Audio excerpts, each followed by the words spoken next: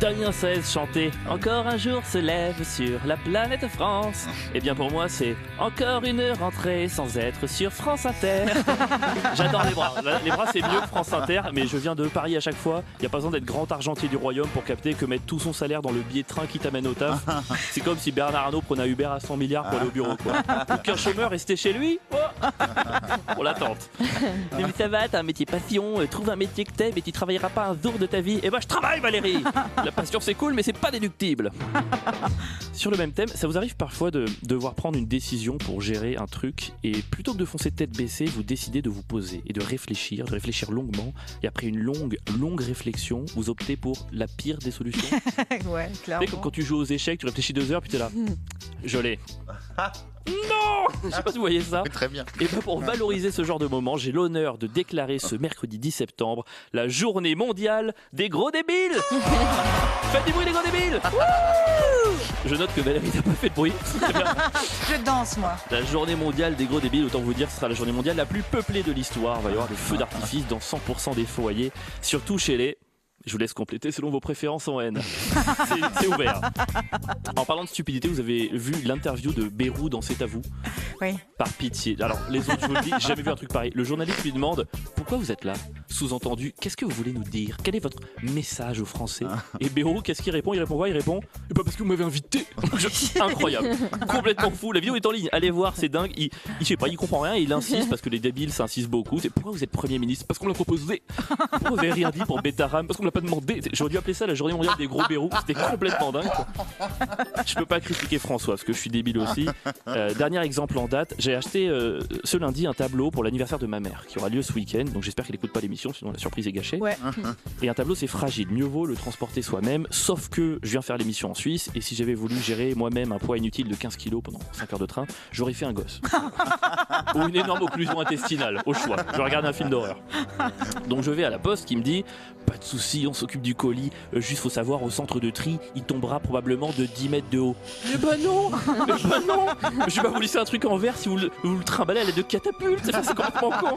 Donc j'appelle un livreur spécialisé. Bon, j'aime pas les livreurs, je les supporte pas. Je vais venir. C'est bon pour vous si je viens mardi entre 15h et le lendemain? Eh ben non. C'est pas bon pour moi, abruti quoi. C'est pas bon pour moi, mais je mets ma haine de côté. Je dépense un deuxième salaire dans l'empaquetage du tableau. Vous saviez à quel point c'était cher le papier bulle? Non. C'est complètement. Ça coûte hyper cher. Du vide et de l'air. Ça me rappelle François Bayrou. Donc quelque part il y a une cohérence. Donc j'emballe le tableau, j'écris fragile à la fois sur le carton et sur mon front, histoire d'être cohérent.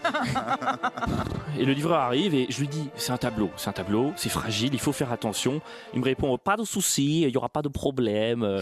Il n'avait pas cet accent, mais j'ai pas le droit de faire son vrai accent pour des raisons de passé colonial. Oh mon Dieu. Il me dit pas de souci, votre tableau, je vais en prendre soin, je vais le cajoler, je vais être doux. Je fais attendez, il veut baiser mon tableau là, qu'est-ce qui se passe? C'est qui ce dégénéré à polo marron? Personne ne baise le tableau de ma maman, c'est compris pour tout le monde. Mais tant pis, il est là, donc je lui file le tableau précautionneusement et je vous jure que c'est vrai, il le prend dans ses mains de manière extrêmement douce et il l'expédie à 100 km/h contre le fond du camion. Mais c'est une blague ou quoi? Non mais bravo monsieur, génial, mais bravo, mais ma mère sera ravie pour ses 65 ans d'avoir droit à une purée de vitres, elle va être très contente. Et moi je m'en veux parce que je sais qu'il faut pas que je fasse confiance aux gens, je le sais, mais je fais confiance parce que je suis débile et qu'aujourd'hui c'est notre fête nationale. Et là, vous allez me dire, excellente chronique, Avril, comme d'habitude, mais quel rapport avec la Suisse? Eh bien, parce que comme d'habitude, votre sublime pays m'a apaisé. Il m'a apaisé, c'est pas pour faire de la lèche, mais quand j'imagine une livraison en Suisse, j'imagine un tableau qui arrive sur un petit nuage, en lévitation au-dessus d'un livreur tout nu, qui parle lentement avec un écho de yodel dans la vallée. Voici votre paquet. Ma première imitation d'accent suisse en un an au bras cassé. Je suis désolé. En vrai, vous savez qui m'a calmé? Sébastien Dubugnon. Oui. Qui a d'ailleurs le nom le plus suisse du monde, ex aequo avec Nicolas Toblerone et Sandra Lingot. Je m'excuse aussi pour ça, je suis vraiment désolé pour ça. Bref, la RTS a interviewé Sébastien Dubugnon, qui fera partie du prochain équipage de la flottille de la liberté.